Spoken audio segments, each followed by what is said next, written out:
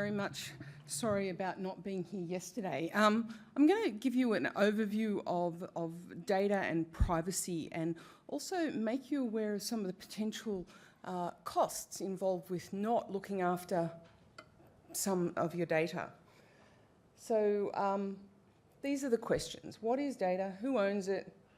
What can you do with it? And what can others do with your data? They're basically the themes that I'm going to cover today. So the important thing in your industry is not alone. Every industry now is becoming a data-driven industry, and it is basically being talked about as the new oil. And if you look at all of these companies, I used to work for GE. It was the biggest company in the world at one time. And now it's declining substantially. And these companies are taking over, and they're all data-driven companies. You know, the famous saying is Uber doesn't own any cars. Well, it does, but it's a data-driven company. Facebook. Don't be like Facebook. If you can take one thing away from this talk, with your data, just don't do what Facebook does. And increasingly, we've got devices now that are capturing more and more data. We're capturing so much data now that we can't bring it all back to the data centre. And so we're distributing it around the world. A lot of my friends are farmers who I actually met on Twitter, and I'd be saying, what are you doing on Twitter all the time? And they're in their self-driving tractors, sitting there just with nothing to do. So they've got GPS in their tractors, and they're chatting on Twitter. So this has been a phenomenon for like the last 10 years. So people now we're collecting data from things, including ourselves. We've already had the first court cases in America where data from Alexa and Google Home have been subpoenaed in court cases. So how we manage data is really important. And the way I always explain it is these four things. I call them the essential four. You need to understand your data governance. You need to understand what data you've got and what data you need to secure. And that makes cybersecurity the next important thing. And then you need to consider privacy, and luckily livestock don't have any privacy, so you're fine there. But if you're dealing with human beings, maybe people you sell to, and they happen to be in places like the EU and China, then you might want to actually find out what the privacy legislation that you're obliged to look after there. Australia has recently, last year, had a Productivity Commission review of privacy, and they've established a national data commissioner, and it's all about optimising and reusing personal data, and it's actually putting people in control of it. So starting with the banks, and then it'll move to all industries, that people will actually be able to ask for their data and will be able to tell you to delete their data if they want to and things. And the government is increasingly looking to establish ways to use personal data. And personal data is the important stuff. So nobody gives a stuff about what you're doing with your livestock. That they don't have any data rights. People do. So it's personal and sensitive information, the kinds of things that I've outlined here. And in Australia, typically, there is some special kinds of data, which is health, credit, employee record, tax file data. And you have obligations in respect of those. And privacy in Australia, most companies are covered by the Federal Privacy Act, but there are also state privacy acts, and every state is different and special, except WA, which doesn't have privacy. So if you don't want to deal with privacy, that's a good place to go.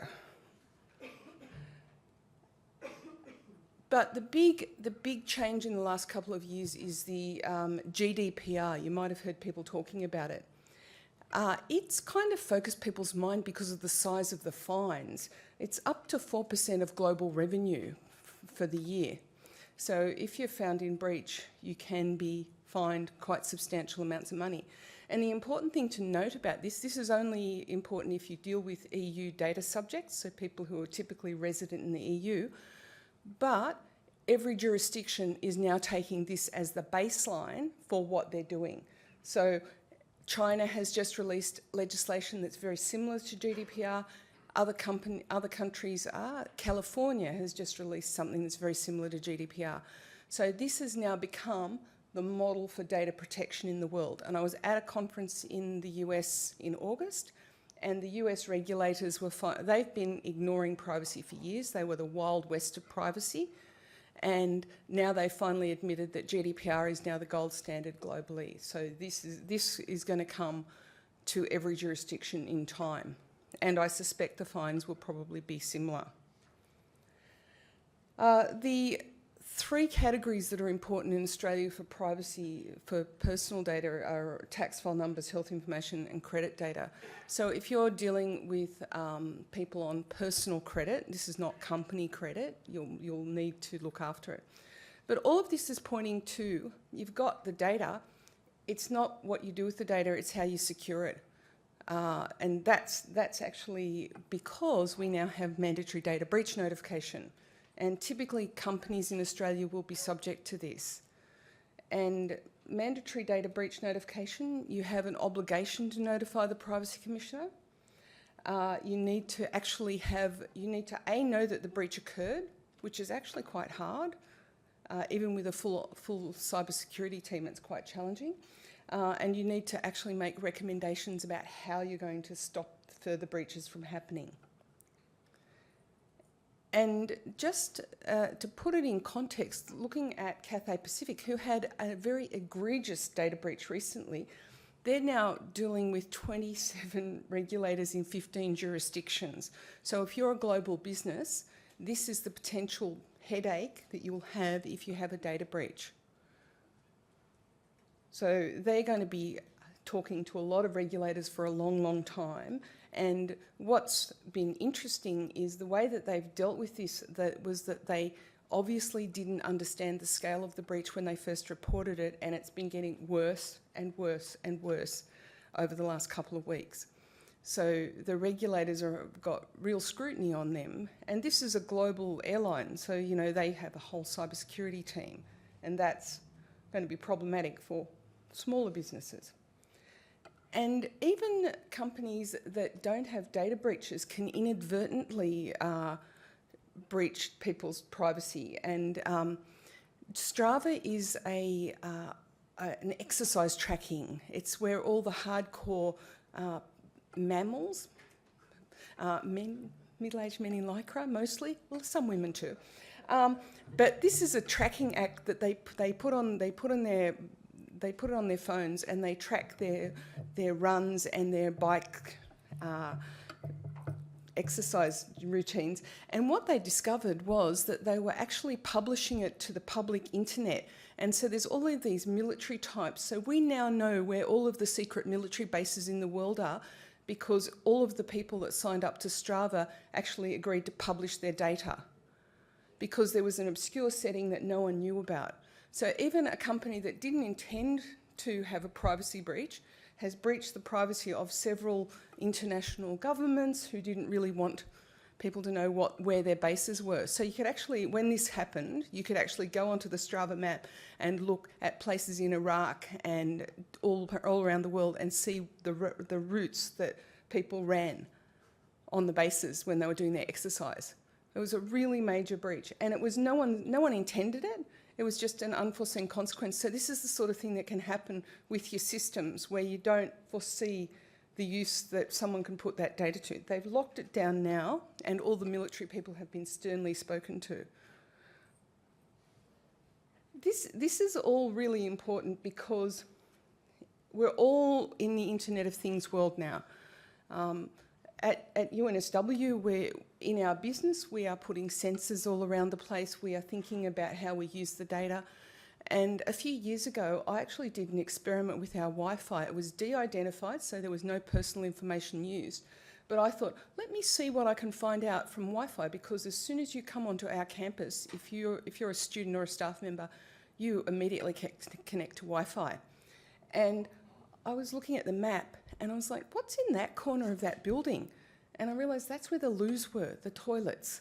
So we could literally work out where the toilets were in the building, because that's where everybody went to that particular corner of the building. So this is the kind of thing. We didn't intend to have that happen, and it was an experiment, and there was some question about what should we do with our Wi-Fi data, and we decided we're not going to use it to track people on campus, but other universities are doing things like that. And the real question you need to ask yourself, and this is where ethics comes in, just because we can do it, should we? And if we do it, how can we do it safely so that we don't get ourselves into any trouble down the track? And big data analytics. So I'm on the advisory board for the Data Analytics Centre in New South Wales, which is a whole of government centre. And working with them and the stuff that we're doing at the university, we find that the more data we collect, the more chance we have of being able to individually identify somebody, even if they're not identified. So the more data you collect, the more chance you have of being able to identify people. So we've got data is not so much owned. You'll get a right to use it. You'll have obligations to protect it. You'll need to look to your cybersecurity, and you need to think about those investments. And you need to be thinking about stuff like encrypting your data, not all of it, but the personally identifiable stuff at minimum. When you hand data over to other people, you probably want to think about things like having data sharing agreements so that you understand what data you're going to share, how long you're prepared to share it, and what terms you want to share it under.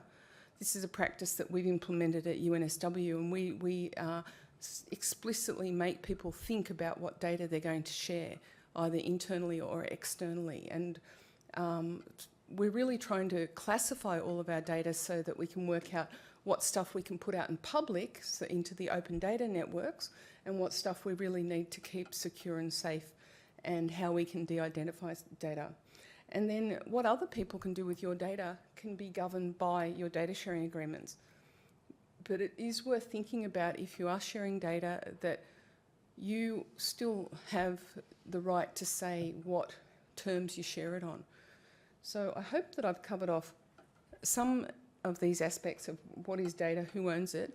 Increasingly, it's the individual who owns it, and legislation is definitely flowing that way, and the National Data Commissioner will probably start to put out legislation and enforcement. They've started with the banks, it'll flow through to everyone in the long run. So thank you very much.